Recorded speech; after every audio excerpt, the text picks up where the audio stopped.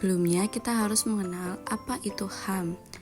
Menurut pasal 1 angka 1 Undang-Undang HAM adalah seperangkat hak yang melekat pada hakikat dan keberadaan manusia sebagai makhluk Tuhan yang Maha Esa dan merupakan anugerah yang wajib dihormati, dijunjung tinggi, dan dilindungi oleh negara, hukum, pemerintah, dan setiap orang demi kehormatan serta perlindungan harkat dan martabat manusia. Dalam terminologi modern, hak asasi manusia dapat digolongkan dari hak sipil politik dan juga hak ekonomi sosial budaya. Sejarah hak asasi manusia berawal dari dunia barat atau Eropa. Lalu, filsuf Inggris pada abad ke-17, John Locke merumuskan adanya hak ilmiah natural right yang melekat pada setiap manusia, yaitu hak atas hidup dan juga hak kebebasan dan hak milik. Sejarah perkembangan hak asasi manusia ditandai dengan adanya 3 peristiwa penting di dunia barat, yaitu Magna Carta, Revolusi Amerika, dan Revolusi Perancis. Yang pertama adalah Magna Carta. Nah, Magna Carta ini merupakan piagam perjanjian antara Raja John dan bangsawannya. Isinya adalah berupa pemberian jaminan beberapa hak oleh raja kepada para bangsawannya beserta keturunannya, seperti hak untuk tidak dipenjara tanpa adanya pemeriksaan pengadilan. Lalu, jaminan ini diberikan atas balasan bantuan biaya pemerintahan yang telah diberikan oleh para bangsawan. Sejak saat itu, jaminan hak berkembang dan menjadi bagian dari konstitusional Inggris. Yang kedua, merupakan Revolusi Amerika. Jadi Revolusi Amerika ini merupakan perang antara Amerika Serikat melawan dengan penjajah Inggris.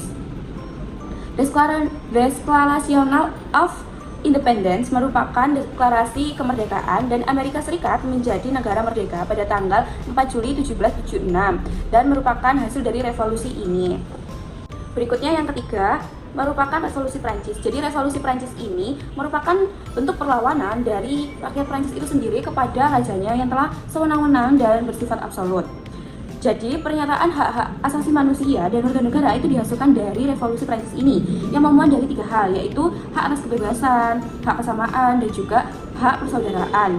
Dalam perkembangannya, permasalahan dan pemahaman mengenai hak asasi manusia itu semakin luas.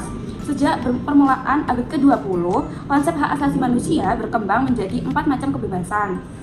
Jadi 4 macam kebebasan itu adalah kebebasan untuk beragama, kebebasan untuk berbicara dan berpendapat, kebebasan dari kemelaratan, dan juga kebebasan dari ketakutan.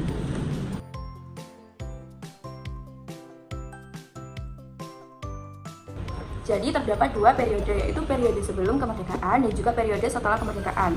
Periode sebelum kemerdekaan ini pada tahun 1908 hingga 1945. Jadi pemikiran hak asasi manusia pada saat periode sebelum kemerdekaan ini dapat dilihat dari sejarahnya atas kemunculan organisasi-organisasi. Jadi organisasi pertama adalah Pergerakan Nasional Budi Utomo pada tahun 1908, lalu ada Serikat Islam dan yang lainnya. Yang menjunjung berdirinya hak asasi manusia ini tak lepas dari pelanggaran hak asasi manusia yang dilakukan oleh penguasa atau penjajah.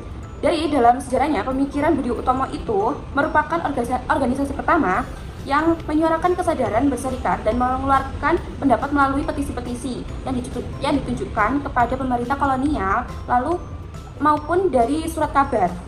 Yang kedua adalah periode setelah kemerdekaan, yaitu tahun 1945 hingga sekarang. Nah, pada periode ini, periode 1945 hingga 1950, itu terdapat pemikiran hak asasi manusia yang menekankan bahwa wacana untuk merdeka, hak kebebasan untuk berserikat melalui organisasi politik yang mulai didirikan, serta hak kebebasan untuk menyampaikan pendapat terutama untuk di parlemen. Lalu, pada periode 1950 hingga 1959, periode ini dikenal dengan periode parlementer. Ya, menurut catatan Bagirmanan, masa gemilang sejarah HAM di Indonesia tercermin dalam 4 indikator, yaitu adanya munculnya politik dengan berbagai ideologi, adanya kebebasan pers, pelaksanaan pemilihan umum secara aman, serta bebas dan demokratis, dan kontrol parlementer atas eksekutif.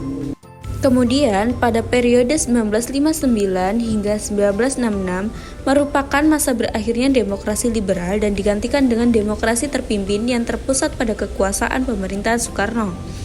Demokrasi terpimpin tidak lain sebagai bentuk penolakan Presiden Soekarno terhadap demokrasi parlementer yang dinilai merupakan produk Barat.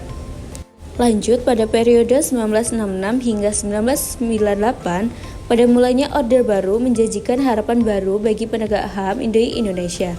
Janji-janji Orde Baru terhadap HAM mengalami kemunduran pesat pada tahun 1970-an hingga 1980-an. Setelah mendapat mandat konstitusional dari sidang MPRS, Orde Baru menolak HAM dengan alasan HAM dan demokrasi merupakan produk Barat yang individualistik, yang militeristik, bertentangan dengan prinsip lokal Indonesia yang berprinsip gotong royong dan kekeluargaan. Kemudian pada periode paksa Orde Baru, tahun 1998 adalah era paling penting dalam sejarah perkembangan hak asasi manusia di Indonesia setelah terbebas dari pasungan remit Orde Baru dan merupakan awal datangnya era demokrasi dan HAM yang kala itu dipimpin oleh B.J. Habibie. Pada masa pemerintahan B.J. Habibie, misalnya perhatian pemerintah terhadap pelaksanaan hak asasi manusia mengalami perkembangan yang sangat signifikan.